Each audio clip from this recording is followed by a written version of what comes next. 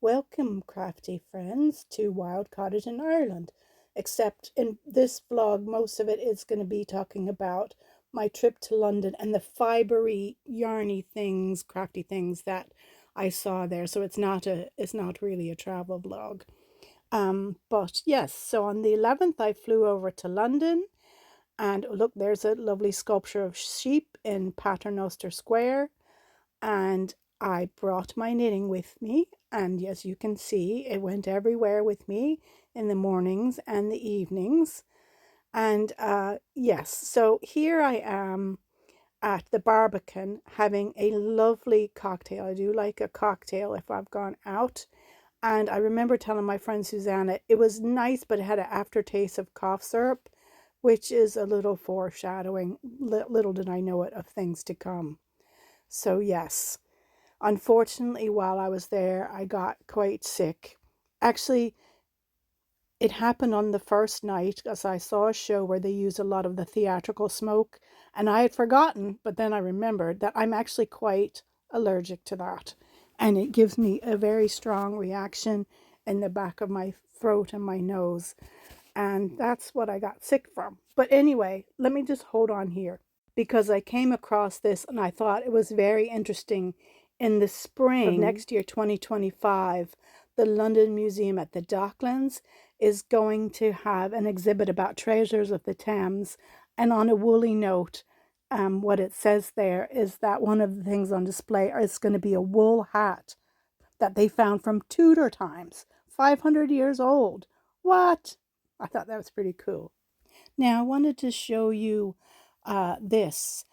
This is needlework from Mary Knowles in 1779.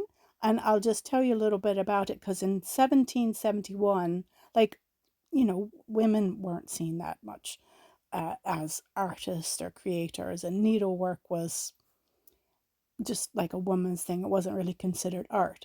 But in 1771, Queen Charlotte commissioned her, Mary Knowles, to create a needle painting copy of an oil portrait of George III, which had been done by a German artist. And in this needlework self-portrait that you're looking at here, Knowles shows herself at work on the needlework.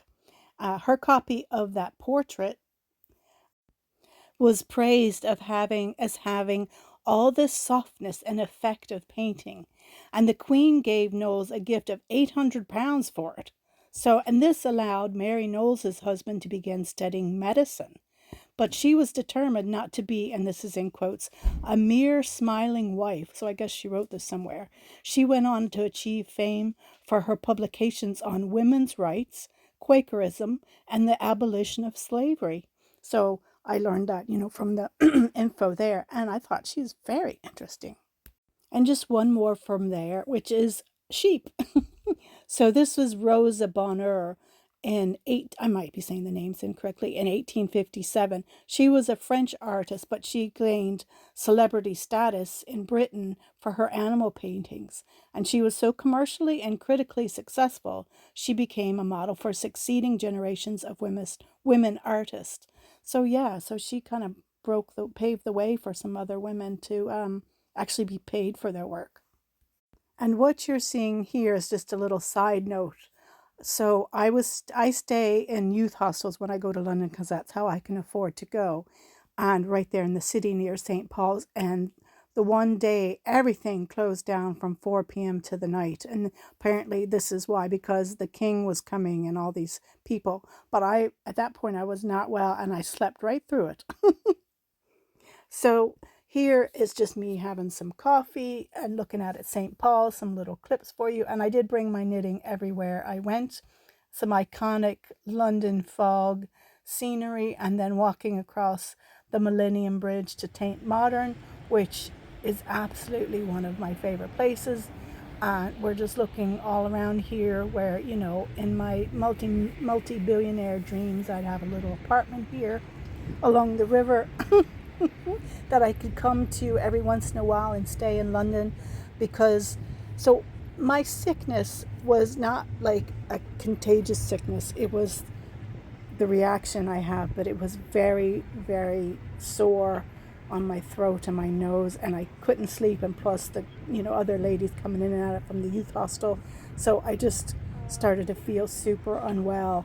So you're kind of looking at the last day that I was in London. I decided I needed to come back early because also I knew I was probably really snoring because of the way my throat was, keeping other people awake too. But here's standing on the Millennium Bridge, some pictures, and then I walk over, and there's going to be a little video clip where you can hear the lovely bird song as well as the chimes from St. Paul's. We're looking at the reconstruction of the Globe Theatre there with the thatch and this little lovely skinny house. I'll take any of those. I'll have a little apartment in any of those if anyone would like to, give me that. I'm sure we all, not all of us, but some of us would love to have a little escape pad in the city. That's funny. Most people want an escape place in the country. But I'll be quiet now so you can hear the bells.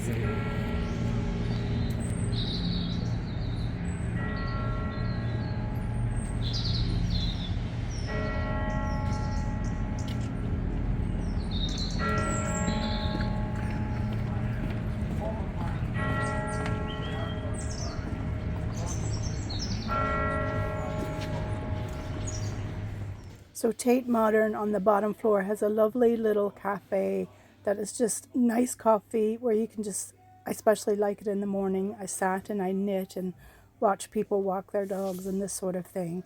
So I was knitting on the plain vanilla sock with this Life in the Long Grass yarn. I've actually since decided I'm going to go ahead and frog that and start it again with the Apple Orchard sock pattern. Now I'm back home suddenly. Excuse me. You can tell I'm still a bit not 100%, but I'm showing you my yarn that I somehow got in the tangle between the two ends of the yarn and my hair. This was a terrible knot, and I'm just going, how does this happen? But yeah, so I'm home in bed watching Amy of Happy Little Yarn and crocheting that easy crochet poncho. I'm nearly done. The Halloweeny yarn from Bumblebee Acre Farm. And now I'm showing you the first crochet blanket I ever did, which is the Dahlia/Dahlia, however you say it, blanket by Lucy of Attic 24, which is a free pattern. And this is a lovely kit that I got before Brexit of the yarn that she colors picked. That's a bit blown out there from Wool Warehouse. But it is just super beautiful and easy. Even if you're not an experienced crocheter, which I definitely wasn't. Now I'm showing you a bit of that Halloweeny poncho, which I have since finished, and I will show you that in an upcoming video. But yeah, so there's me watching Amy and feeling a little bit sorry for myself and how far I got to the sock before I ended up frogging it.